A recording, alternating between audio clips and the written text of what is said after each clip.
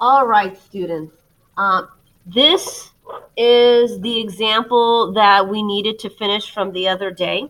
And it says, find the area of the region bounded by these two curves on the interval of x equal to 0 and x equal to pi over 2. So the first thing we're going to do is let's mark off our axes. So I'm going to go over here and I'll call this pi over 4 and this pi over 2.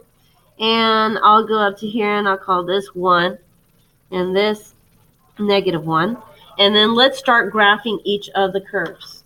So for sine x, remember sine of 0 is 0.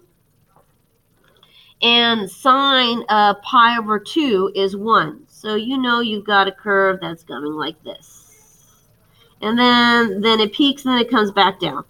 But we only need to go from 0 to pi over 2. Okay, and then for cosine, we've got cosine of 0 is 1, and cosine of pi over 2 is 0. So we have this curve coming like this, okay? And so these are our two curves that we're finding the bounded region between.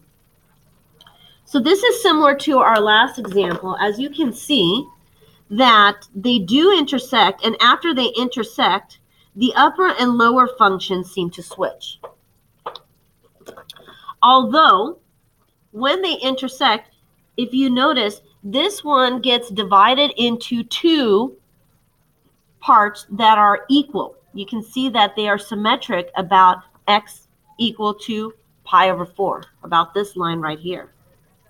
So there are two ways that you can find the area between these curves. You can do the traditional way where we'll say area is equal to and divide it up into two integrals.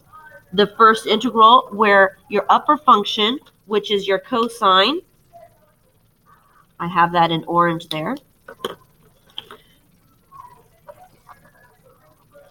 and minus the lower function, which is your sine of x, dx, and that interval is from 0 to pi over 4, plus the integral from pi over 4 to pi over 2 for the second part right here, and the upper function in this situation is sine x, minus the lower function is cosine x dx, like so. And so I'm going to call this area 1, and this one area 2, area 1, and area 2. And so you have that integral right there, which is equivalent to, and you could just have written your area as this expression, 2 times the integral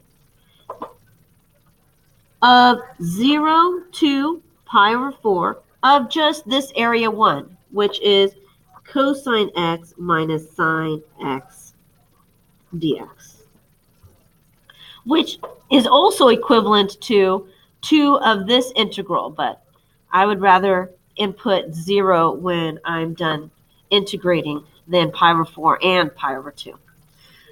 So this example is to highlight the fact that you can use symmetry if you notice that you have symmetry, even if the upper and lower are switched.